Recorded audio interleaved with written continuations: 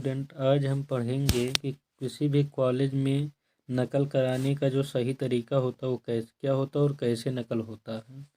तो हम लोग आज यही पढ़ेंगे कि नकल कैसे होता है। तो कोई भी कॉलेज है और हम परीक्षा देने जाते हैं तो उस परीक्षा के टाइम पर वहाँ पे एक कोड चलता है और वो कोड इस तरह रहता है, जैसे कोड हमने बता दिया आपको 312 और 24।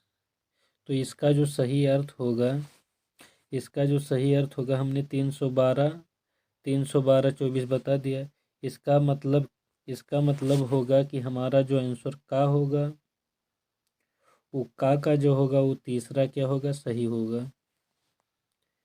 और उसके बाद में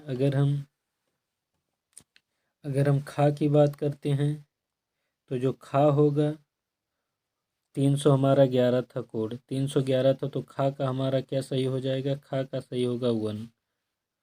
और उसके बाद में हमारा अगर हम देखें तो हमारा गा का जो हमारा सही होगा 311 था, इसका मतलब तीसरे नंबर पर 1 आता है। 300 हमारा क्या था, 311 24।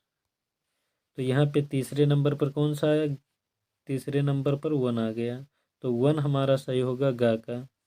और उसके बाद में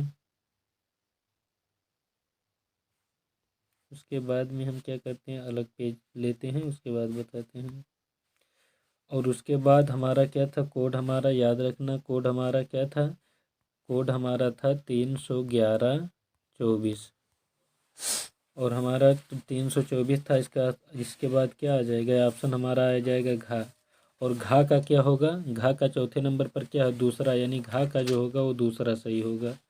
और इसी प्रकार से अगर हम अंगा का देखते हैं, अंगा का तो हमारा जो कोड था वो 324 लास्ट में था, तो 24 लास्ट में था, तो इसका मतलब क्या होगा, 4 हमारा अंगा का क्या होगा, चौथा सही होगा। और अगर मान लिया जाए कि हमारे पास ऑब्जेक्टिव 5 क्वेश्चन हमारे पास क्या है, ऑब्जेक्टिव क्वेश्चन है। का हो गया, खा हो गया, और गा हो गया, घा हो गया, और अंगा हो गया। हमारे पास क्या है, 5 ऑब्जेक्टिव क्वेश्चन है। और हमें क्या हुआ, कोड भी नहीं मिल रहा है और हमें आता भी नहीं है।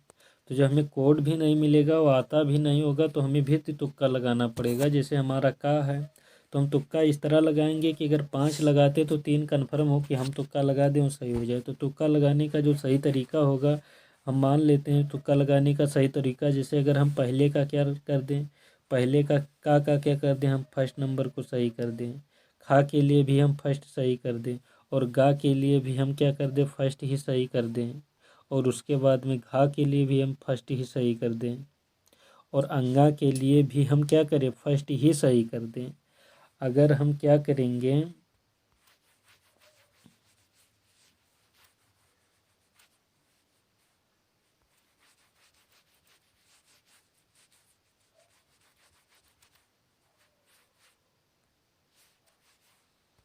जब हम का के लिए क्या कर देंगे, फर्स्ट वाला सही कर देंगे। खा के लिए भी हम क्या करेंगे, फर्स्ट वाला सही कर देंगे। और उसके बाद में गा के लिए भी हम क्या करेंगे, फर्स्ट वाला सही कर देंगे। खा के लिए भी फर्स्ट वाला। तो इनमें क्या होगा, कन्फर्म होगा कि हमारा 3 कम से कम सही होगा। तो 5 नंबर के जगह पे हमें क्या होगा कि 5 नंबर के जगह पे हमें कम से कम 3 नंबर हमें कन्फर्म ही मिलेगा। लेकिन अगर हम ऐसा करते हैं कि हमारे पास 5 ऑप्शन है, एक का, दूसरा हमारे पास है खा, और तीसरा हमारे पास है गा, और चौथा हमारे पास है घा, और एक पांचवा हमारे पास है अंगा। अगर हम ऐसा क्या करते हैं, हम किसी का हमने क्या किया, पहला सही कर दिया, खा के लिए हमने दूसरा सही कर दिया, गा के लिए हमें क्या कर दिया, तीसरा को सही कर दिए, और घा के लिए हमने चौथा सही कर दिया, और फिर अंगा के लिए हमने पहला सही कर दिया। तो इस तरह जब हम सही करेंगे तो हमारा कन्फर्म नहीं कि कोई यहाँ पे सही भी हो सकता है, कोई गलत भी हो सकता है। लेकिन अगर हम क्या करते हैं,